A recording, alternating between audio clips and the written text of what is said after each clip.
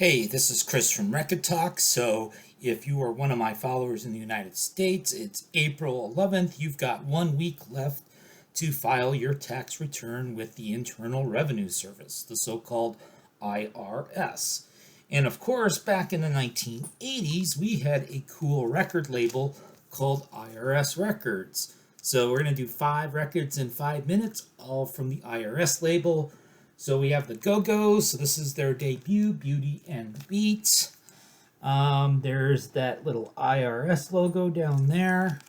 Of course, you had Miles Copeland, who was, I believe he was the older brother of Stuart Copeland from the Police. I know that they're related.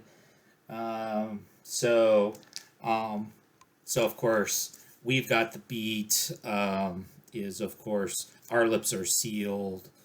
Um, Automatic, which Tanya Donnelly and the Parkington Sisters covered. And then the next one I'm going to show is going to be some Fine Young Cannibals. And so my copy still has the shrink. You've got the hype sticker talking about the song Johnny Come Home. And the coolest thing, I don't have the original sleeve for the Go-Go's record, but this has the original I.R.S. poly sleeve. I wonder if I could still get the t-shirt for $10, the sweatshirt for $15. Mail to I.R.S. sells out in Universal City, California. And so Johnny Come Home was the song that they were pushing. The last track on side one is Suspicious Minds, which of course is a cover of a song made famous by Elvis Presley.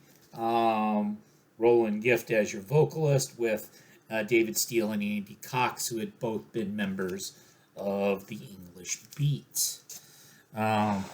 Next, let's go into the 45 realm. So we have some Timbuk 3 with their, I believe this was probably their only hit, The Future's So Bright, I Gotta Wear Shades. And so there you go. You can see the I.R.S. label on a nice 7-inch record there with that I.R.S. agent. A song called I'll Do All Right is on the flip side. And so, and then there's the back. I think Timbuk 3 was just a duo from the I.R.S. album Greetings from Timbuk 3. And again, I don't really, this is the only thing I own by this group. So, who else did we have on I.R.S. Records? Well, the first several albums of R.E.M. Came out on I.R.S. Records. I'm happy to show Dead Letter Office, which was sort of a compilation of B-sides and other odds and ends that I believe I.R.S. released after they jumped to the bigger label. But you've got a bunch of covers on here.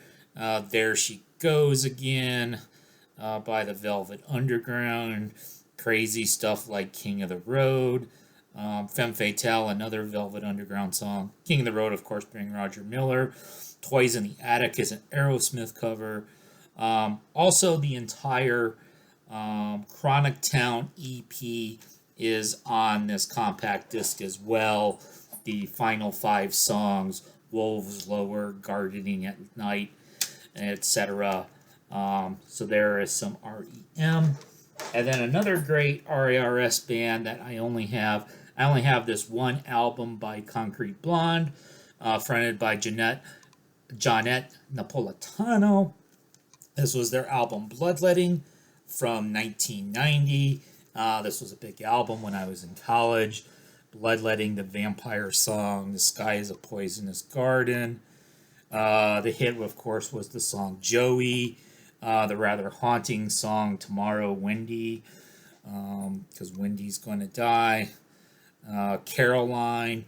This is really a great album, and maybe I should look into getting some more Concrete Blonde, because, of course, what I need is more records.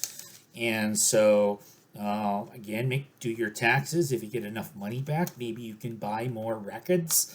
So there was 5 from I.R.S. label, Fine Young Cannibals, Go-Go's, Timbuk 3, REM, and Concrete Blonde.